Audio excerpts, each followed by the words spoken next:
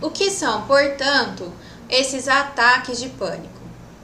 São surtos abruptos de medo ou desconforto intenso que podem se originar tanto de um estado calmo quanto ansioso.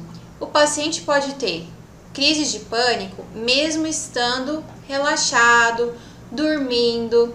Existem crises de pânico que acontecem de madrugada, inclusive. Ou pode acontecer quando o paciente está com basal ansioso e vai num crescente de ansiedade até ter as crises de pânico.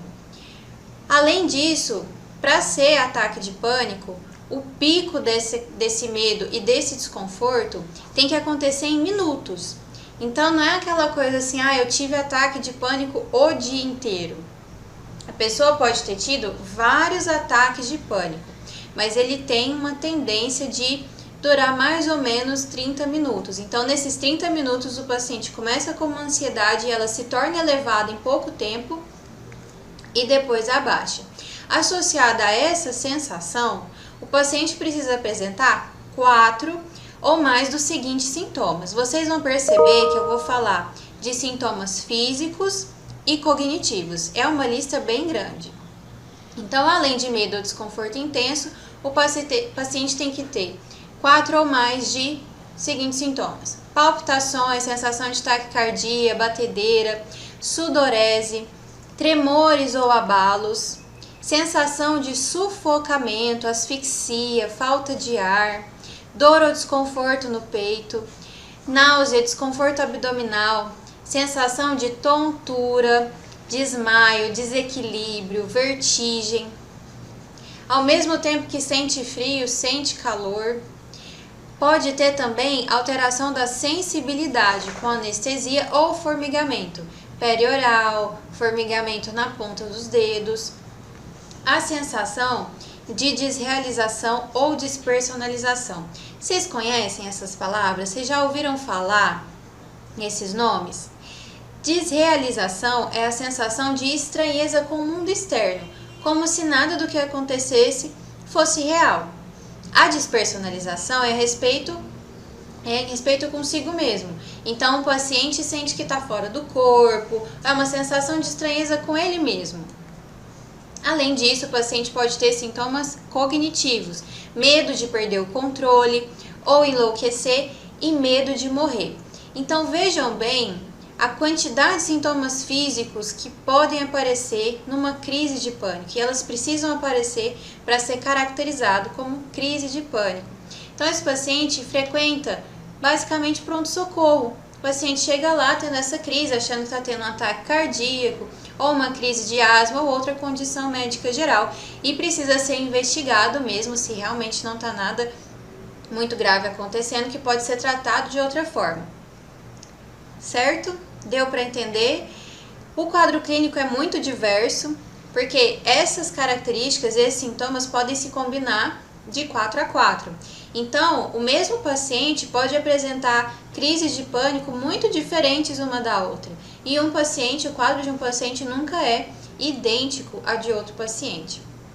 Vocês precisam entender, pessoal, que crises de pânico não são exclusivas do transtorno de pânico. Como eu disse para vocês no início da aula, as crises de pânico acontecem em outros transtornos. Então, não é todo mundo que tem crise de pânico que tem transtorno do pânico. Qualquer transtorno mental pode cursar com ataques de pânico. E algumas condições médicas, alterações vestibulares, alterações gastrointestinais, cardíacas, pulmonares. Então, quando que a gente fala que o paciente tem transtorno de pânico? Quando os ataques são completos. O que é um ataque completo? 4 ou mais daqueles sintomas físicos e cognitivos que eu listei para vocês, associados com medo e desconforto intenso que atinge o pico em minutos. Eles precisam ser recorrentes, mas não tem um critério diagnóstico claro de temporalidade. Então, o paciente pode ter tanto uma crise por semana, quanto uma crise por mês e ter transtorno do pânico.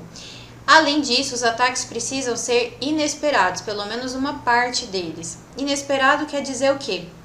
E o paciente está calmo, tranquilo, dormindo e de repente é surpreendido pela crise de pânico. Além disso, eu já expliquei para vocês o que é um ataque de pânico, então além do fato do paciente ter ataques, ele tem que ter outros dois sintomas associados. Pelo menos um mês depois dos ataques foi seguido de preocupações acerca da possibilidade de ter novos ataques. Ou ficar muito preocupado com as suas consequências, por exemplo, de um ataque da infarto ou de um ataque romper um aneurisma, por exemplo. Então tem que ter preocupações, aquilo precisa tomar uma dimensão no pensamento do paciente que ele fica o tempo todo pensando que está prestes a ter uma crise de pânico, né? Por exemplo. Outro tipo de alteração que esse paciente apresenta é uma alteração desadaptativa do comportamento. Ele se esquiva, a gente chama de esquiva fóbica, é um comportamento evitativo.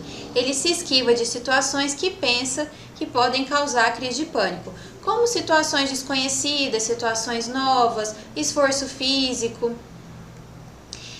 Para fazer o diagnóstico de transtorno de pânico, a gente precisa excluir o uso de substâncias psicoativas, porque existem algumas substâncias psicoativas, drogas ou medicações que provocam a crise de pânico.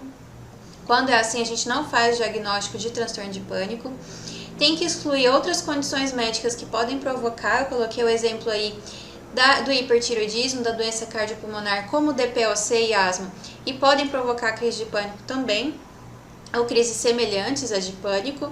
E tem outros transtornos mentais em que a crise pode aparecer, só que se ela aparecer somente no contexto dos sintomas daquele transtorno, não é transtorno de pânico. Por exemplo, eu coloquei o exemplo aí para vocês do TOC, do TEPT, da fobia específica e do transtorno de ansiedade social, né, que é fobia social. No TOC, se o paciente tiver crise de pânico relacionados às obsessões, a gente não faz diagnóstico de transtorno do pânico. Ele precisa apresentar crise de pânico em outros contextos para ter esse diagnóstico de transtorno de pânico.